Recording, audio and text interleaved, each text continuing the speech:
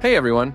Today we're diving into the world of Dying Light 2, a game that, despite its fair share of critiques, deserves a lot more love than it gets. So, grab your UV lights and let's get started. First off, let's talk about the setting. The game takes place in a post-apocalyptic world, where humanity is on the brink of extinction. Sounds familiar, right? But here's the twist. It's not just another zombie game. The city of Vildor is a dynamic playground where every rooftop, alley, and abandoned building is crafted with intent. The level of detail is staggering, and the verticality of the environment adds a whole new dimension to exploration, especially given how there's now more traversal options like a grappling hook and glider. It's like Assassin's Creed met The Walking Dead and had a parkour-loving baby. Now, I know what you're thinking, but the story is a bit of a mess, and you're not wrong. The narrative can be a bit convoluted, with plot twists that sometimes feel like they were written by a committee of overly caffeinated writers. But let's be honest, we're not here for Shakespearean drama. We're here to dropkick zombies off rooftops and swing from lampposts like a post-apocalyptic Spider-Man. And in that department, Dying Light 2 delivers in spades.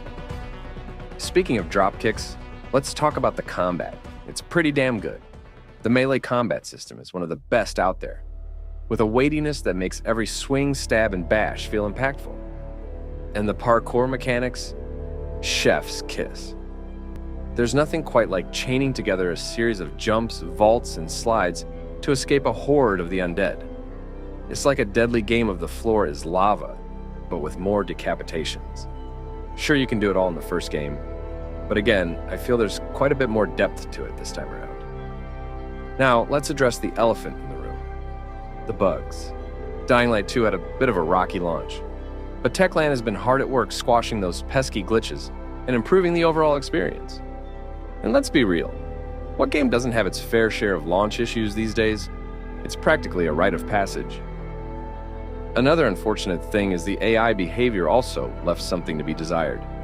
Enemies sometimes acted unpredictably or got stuck in loops, making combat less challenging and more annoying. It's hard to feel like a badass zombie slayer when the undead are too busy running into walls to notice you. Lastly, there were issues with the game's balance. Some players felt that the difficulty spikes were too abrupt, making certain sections frustratingly hard, while others were a walk in the park too. It's like the game couldn't decide if it wanted to be a leisurely stroll or a hardcore survival challenge. One of the most underrated aspects of Dying Light 2 is its RPG elements. The choices you make throughout the game have a tangible impact on the world around you. Aligning with different factions can change the landscape of the city, opening up new areas and resources. Now, it's far from a perfect system, and more definitely could have been done about fleshing it out, but I appreciate it's there.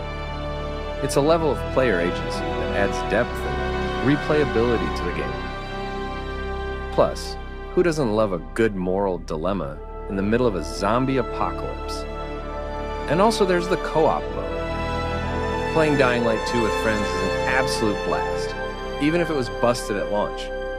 There's something inherently hilarious about watching your buddy miss a jump and plummet into a horde of zombies, only to be saved at the last second by a well-timed dropkick. It's chaotic, it's unpredictable, and it's a ton of fun. Thank you for watching to the end. I appreciate it a lot, and any engagement on your end would be a massive help. Have a nice day.